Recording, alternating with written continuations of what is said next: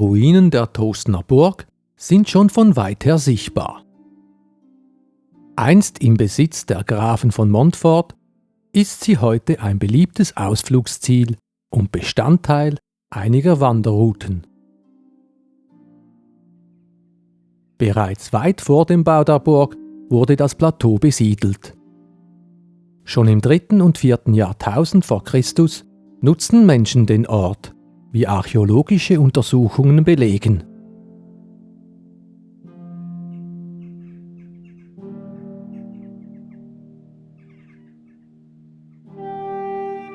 Wann genau die mittelalterliche Wehranlage erbaut wurde, ist nicht restlos geklärt. Manche Theorien gehen vom 11., andere wiederum vom 13. Jahrhundert aus. Mit Sicherheit weiß man allerdings, dass die Burg 1271 im Besitz der Grafen von Montfort war. Rudolf II. Ließ damals seine junge Gemahlin Gräfin Agnes von Württemberg-Grüningen auf Tosters in Sicherheit bringen. Feldkirch wurde belagert. Und zwar von keinem Geringeren als Rudolf von Habsburg.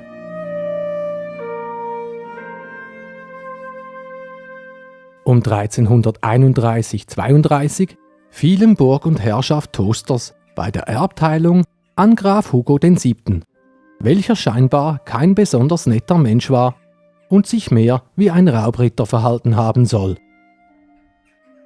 1359 stirbt er ohne einen männlichen Erben.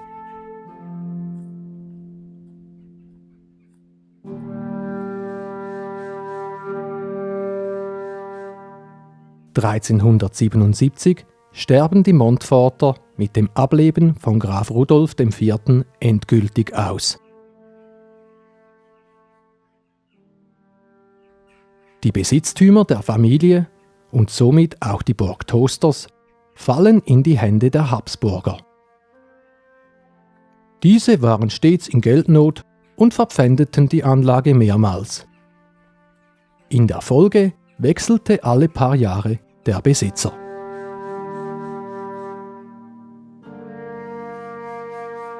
Am 25. November 1405, während der Appenzellerkriege, eroberten die mit den Appenzellern verbündeten Feldkircher Bürger die Burg und steckten sie in Brand.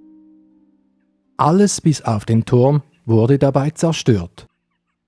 3 Jahre später baute man sie wieder auf.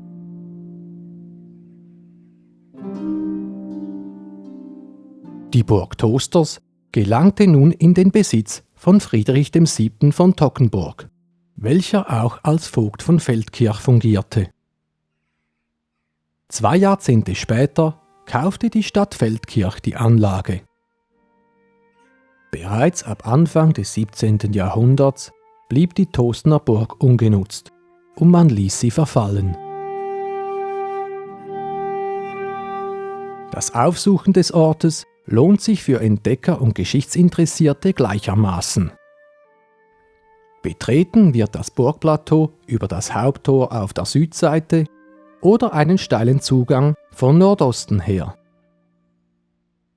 Letzterer könnte in kriegerischen Zeiten als Fluchtweg gedient haben. Allein der quadratische, 27 Meter hohe Bergfried ist den Besuch wert. Der einstige Zugang befindet sich auf der Höhe des 2. Stockwerks. Die Balkenlöcher im 4. Stock rühren von einem hölzernen Wehrgang her, der dort angebracht war. Leider kann der Turm nur im Rahmen einer Führung bestiegen werden.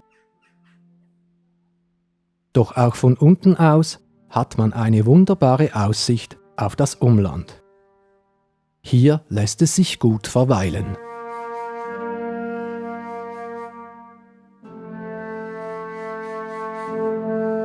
Auf dem weitläufigen Gelände gibt es jedoch noch mehr zu entdecken.